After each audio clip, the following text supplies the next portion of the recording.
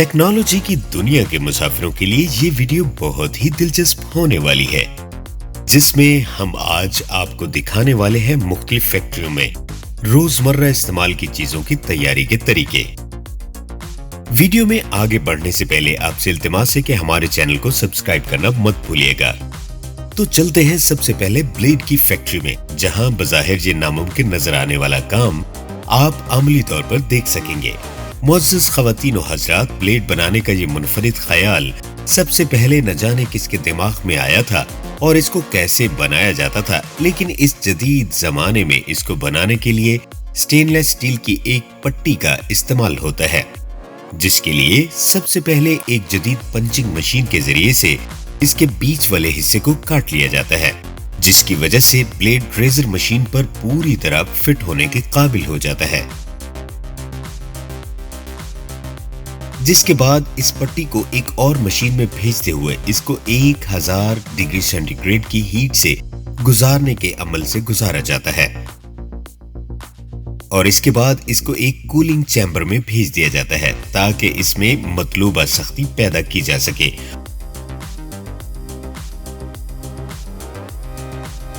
और फिर अगले मरहले में इसके दोनों किनारों को तेज धार बनाने के लिए एक और मशीन से गुजारा जाता है, जिसके बाद इस पट्टी को एक प्रिंटर मशीन के हवाले कर दिया जाता है, जो कि इस पर कंपनी का नाम प्रिंट कर देती है। और फिर एक और मल्टीपल ग्राइंडिंग मशीन की मदद से इसकी धार मजीद तेज की जाती है और फिर इस पूरी पट्टी को पॉलिश के लिए एक और मशीन में भेज दिया जाता है, जो कि उसे एक परफेक्ट और मुकम्मल ब्लेड की शक्ल दे देती है। और फिर आखिर में आप अपनी स्क्रीन पर देख सकते हैं कि किस तरह ये मशीन एक एक ब्लेड को काटकर अलहदा कर रही है, जिसके बाद इन ब्लेड्स की पायदारी को बढ़ाने के लिए इन पर मखसूस केमिकल की कोटिंग की जाती है, जिससे न सिर्फ जरासीम मरते हैं बल्कि ब्लेड की लाइफ भी ज्यादा हो जाती है। जबकि सबसे आखिर में इसकी कंप्यूटर चेकिंग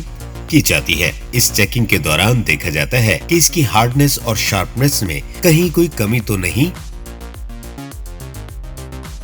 और ओके रिपोर्ट आने के बाद एक और ऑटोमेटिक मशीन से इनकी पैकिंग करते हुए इसे मार्केट में भेज दिया जाता है।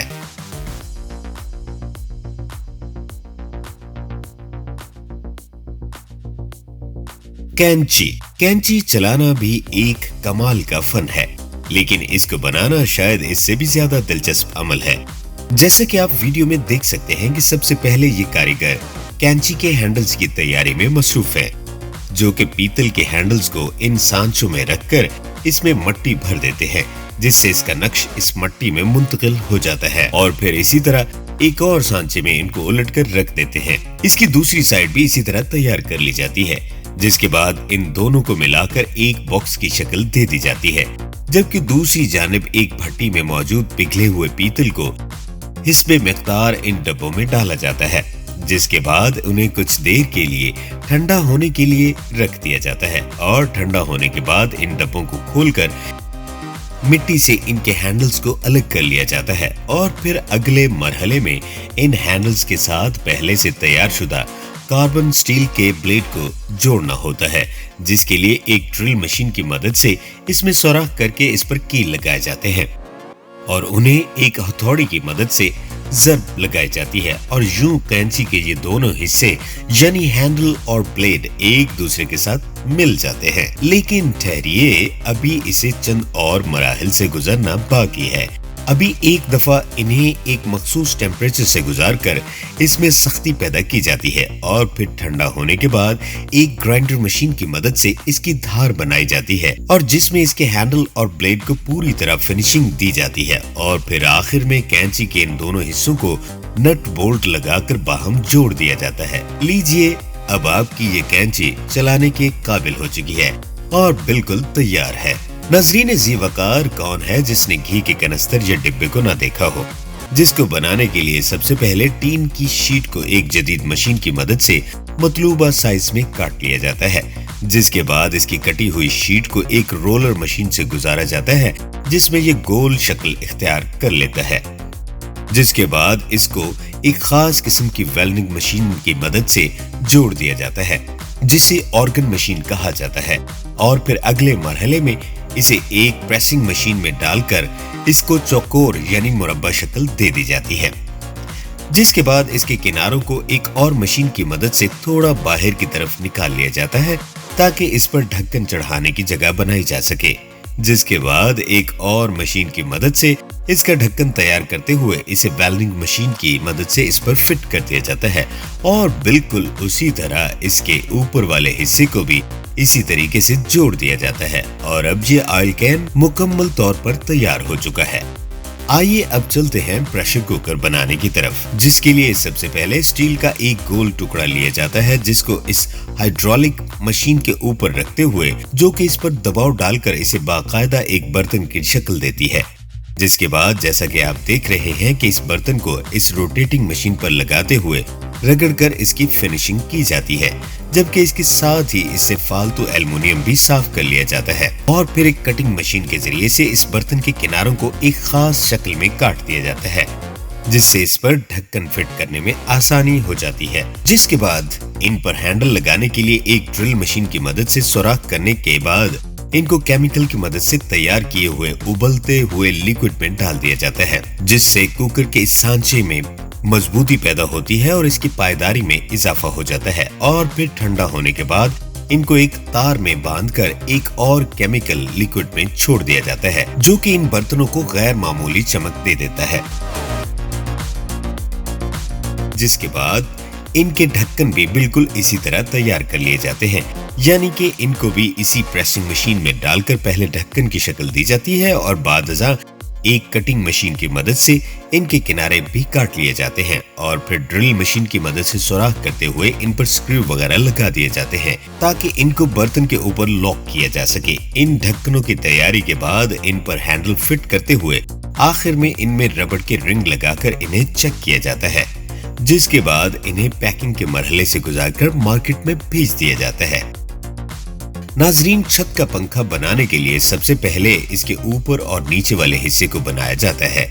जिसके लिए एक मोल्डिंग मशीन में पिघला हुआ मेटल डाला जाता है, और जैसा कि आप अपनी स्क्रीन पर देख सकते हैं कि ये कुछ ही देर में सांचे के मुताबिक इसे मतलूबा डिजाइन और गोल शक्ल में तैयार कर देती है। जिसके बाद अगले मरहले में इन दोनों हिस्सों की एक खराद मशीन के जरिए से फिनिशिंग की जाती है, जिसके बाद एक ड्रिल मशीन की मदद से इसके दोनों यानी ऊपर और नीचे वाले हिस्सों में सुराख कर लिए जाते हैं, और फिर इनको रंग करने के अमल से गुजारा जाता है, जबकि कई पंखों में डिजाइनिंग के लिए मुख्तलिफ रंग भी इस्तेमाल किए जाते हैं। जिसके बाद हम इसकी तैयारी के अहम तरीन मरहले में दाखिल होते हैं, यानी इसकी मोटर की तैयारी, जिसके लिए सबसे पहले इसकी कॉइल को तैयार किया जाता है। और जैसा कि आप इस वीडियो में देख रहे हैं कि कॉइल की तैयारी के बाद इस ऑटोमेटिक मशीन की मदद से इसमें कॉपर की वाइंडिंग की जाती है, जो कि इंतहाई तेजी के साथ अपना काम मुकम्मल कर देती है। जिसके बाद बारी आती है इसके कनेक्शन की, जिसको मुकम्मल करते हुए एक वायर को ऊपर से बाहर निकाल दिया जाता है ताकि पंखा लगाते हुए इसके साथ बिजली की तारों को जोड़ा जा सके। मोटर की तकमील के बाद इसमें स्क्रू के जरिए रूटर लगाया जाता है, और फिर इसमें बेरिंग का इस्तेमाल भी किया जाता है। बेरिंग लगाने के बाद तैयार शुदा मोटर को इसमें फिट कर दिया जाता है,